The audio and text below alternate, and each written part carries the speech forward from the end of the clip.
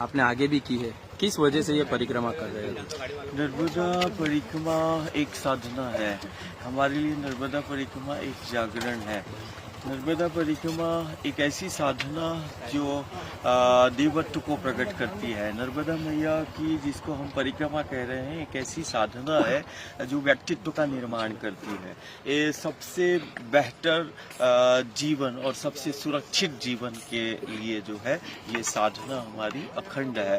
और नर्मदा मैया का परिक्रमा जहाँ ये दुनिया का एक ऐसा पथ है जहाँ चलना साधना कहलाती है। चले तो साधना है, बैठे तो उपासना है। और नर्मदा मैया की परिक्रमा एक बेहतर जीवन और सुरक्षित जीवन की परिकल्पना को साकार करने के लिए, और ये नर्मदा मैया की परिक्रमा एक ऐसी साधना है जो समाज की एकता अखंडता का सूत्रपात करती है। नर्मदा मैया की परिक्रमा सनातन संस्कृति की जीवंत प्रामाणिकता है जो वैश्विक स्तर पर मां नर्मदा और सनातन और संस्कृति की महिमा और महत्व को स्थापित करना, और लोग अपनी माटी से प्रेम करें, अपनी संस्कृति से प्रेम करें और माटी और संस्कृति से जुड़कर जीने की बात करें, तो ये कहीं ना कहीं वो सनातन संस्कृति और माटी की जीवंतता वैश्विक स्तर पर स्थापित करने के लिए है। और धारा का संरक्षण हो, निर्मल और अविरल मां नर्मदा की जलधारा हो, कारण हम ही है जो दुनिया में नदियों को मां कहते हैं। और ये निर्मल नर्मदा, अविरल नर्मदा, और सिर्फ नर्मदा ही नहीं, देश की जितनी भी नदियां हैं, चाहे वो गंगा हो, यमुना हो, गोदावरी हो, कावेरी हो, उन सभी नदियों का संरक्षण संवर्धन के लिए कहीं ना कहीं वो नर्मदा पर, गंगा पर केंद्रित हमारा जीवन है। यूं कहे कि राष्ट्र का मेरुदंड है ये गंगा नर्मदा। और हम जिन पर्वतमालाओं को देख रहे हैं, हम ही दुनिया में है, और हमारी सनातन संस्कृति है जो पेड़ों को, पहाड़ों को हम पूजते हैं। दुनिया का असाधारण पर्वतमाला, सतपुड़ा, विंध्याचल, अरावली की पर्वतमालाएं, हिमालय, ये सब हमारे पास है। तो ये कहीं ना कहीं उन पर्वतों के संरक्षण संवर्धन के लिए भी है, कारण हम पेड़ पहाड़ों को परमात्मा और ईश्वर का स्वरूप मानते हैं। आपने कुछ प्रण लिया हुआ है कि पर्यावरण बचाओ और जमीन बचाओ के लिए आपने ये परिक्रमा शुरू की है? पर्यावरण दुनिया की नजर में, जैसे हमने कहा ना, हमारी जो सनातन संस्कृति है ये प्रकृति पर, धरा पर केंद्रित है। हम धरती को, माटी को माँ कहते हैं। हम नदियों को माँ और शक्ति के रूप में हम उसको पूजते हैं। हमारे लिए ये कोई पेड़ पहाड़ या पर्यावरण का विषय नहीं, हमारे लिए ये जीवन का विषय है। हमारा इन पर्वत पहाड़ों से अस्तित्व है।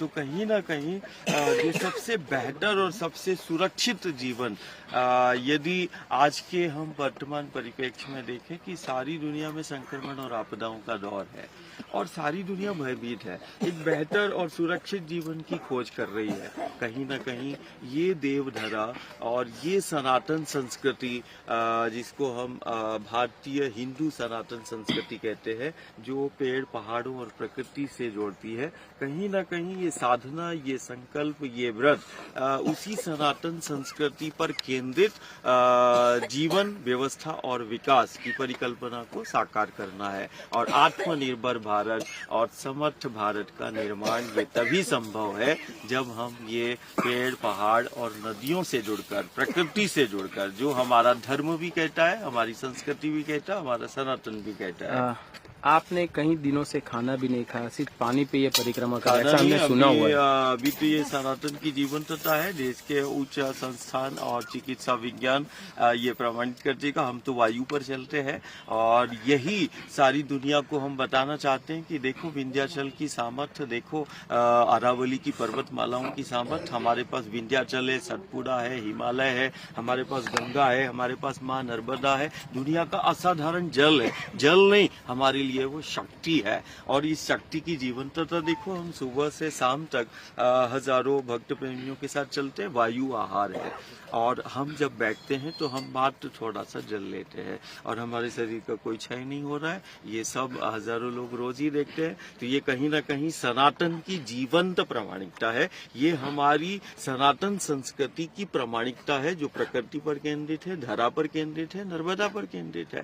तो ये कोई चमत्कार नहीं, ये कोई विद्या या सिद्धि मंत्र नहीं, ये धरा पर, नर्मदा पर, प्रकृति पर केंद्रित जीवन की सबसे बड़ी प्रामाणिकता है, या हम यूं कहें सनातन की प्रामाणिकता है। 5 साल हुए आपको जल पे जीते हुए, अब वायु पर है, अब आयु है। अब वायु आहार है। और हम थोड़ा सा जल, हम चलते समय हम जल का प्रयोग नहीं करते। जैसे हम सुबह चलते हैं, अभी शाम होने वाली है, अब झीरवानी में आज का पड़ाव है, तो 25 किलोमीटर कभी 30 किलोमीटर भी हो जाता है। वायु ही आहार है। और ये कहीं ना कहीं इस बात की प्रामाणिकता है कि इन जो हम पेड़ पहाड़ों के संरक्षण की बात कर रहे हैं, या जिन पेड़ पहाड़ों को हमने देवता और परमात्मा और ईश्वर के स्वरूप में माना है, हम उसी भारतीय हिंदू सनातन संस्कृति की जीवन प्रामाणिकता को रख रहे हैं कि हमारे लिए ये पेड़ पहाड़ कोई साधारण नहीं, हमारे लिए ये धरती का कोई टुकड़ा नहीं, हमारा ये माँ है। हमने माटी को माँ कहा है, हमने इन पेड़ पहाड़ों को परमात्मा ईश्वर का स्वरूप माना है। तो इनका संरक्षण हो, इनका संवर्धन हो, और गांव नगर इनसे जुड़कर सबसे बेहतर जीवन और सबसे सुरक्षित जीवन की परिकल्पना को वो साकार करें। ओके, धन्यवाद। दादा गुरु भगवान की जय। जय ओम जय ओम।